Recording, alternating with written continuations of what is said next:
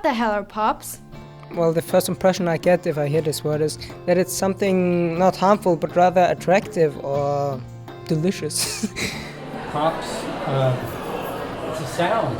And it's also a very old-fashioned word for father. Soda, because in New York they say pop for soda pop, like Coca-Cola and things like this. Balloon and then pop.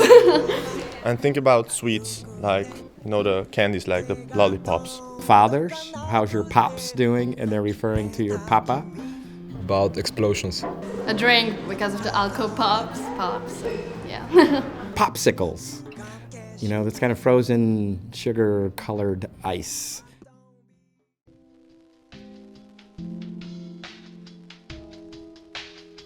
The term POP is an abbreviation saying it's about persistent organic pollutants. It's describing a group of chemicals. They are persistent, they are not degradable, they are organic by nature, and they are polluting the environment. To be honest, I think the abbreviation as such is only understood by a minority of insiders.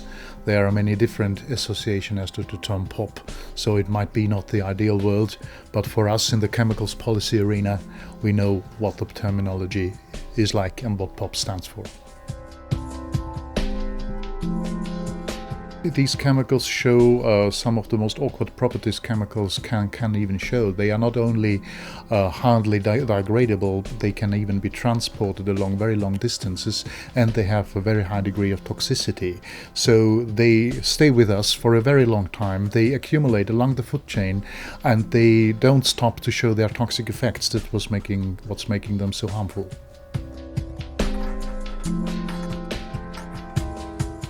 There are POPs which are deriving from incineration processes like dioxins or polychlorinated biphenyls, but this group of substances is also used as an industrial chemical in oils for transformers, for instance. But there is the famous herbicide DDT, which is not anymore in use as an herbicide, but it's still one of the most attractive substances to combat malaria.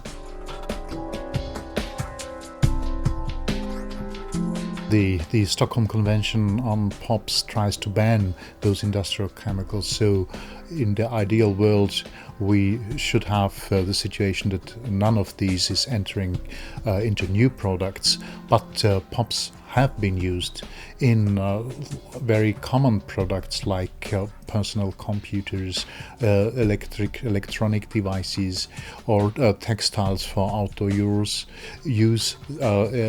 because some of those substances were used as an insulating material, or it was used in plastics in order to ensure that they are resistant against fire.